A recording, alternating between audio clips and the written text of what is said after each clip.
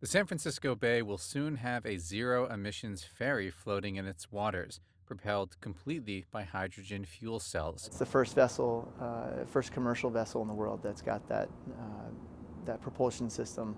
Pace Raleigh, chief executive of Switch Maritime, said he conceived of the idea for the one of a kind ferry, aptly named Sea Change, while living in New York City, trying to find ways to decarbonize the maritime industry.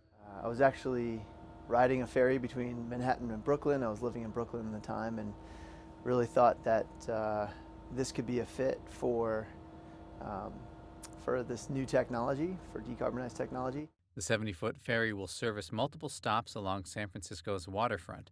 Built at All American Marine Shipyard in Bellingham, Washington, Sea Change is undergoing tests with the U.S. Coast Guard in nearby Puget Sound.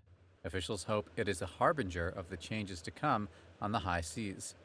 In the engine room, 3 hydrogen fuel cell stacks whir away while helping power 2 propellers that move the ferry along at a top speed of 20 knots. The system is automated so that when it needs power, it starts up the fuel cells. All American Marine Project Manager Jeff Sokolik stands at the helm of the Sea Change, pressing buttons on a touchscreen that engage automated systems communicating with the engine room. This is going to be the next standard, is fuel cell driven vessels.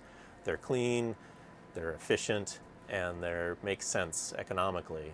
Advocates say hydrogen fuel cells are cleaner than other carbon-cutting methods as they only emit water and heat, but the technology has only seen limited usage in many industries on concerns about high costs and the bulky size of fuel cell systems.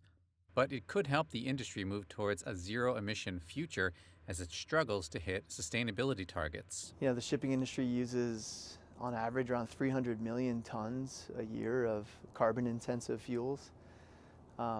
The impacts of that, I think, are pretty well known.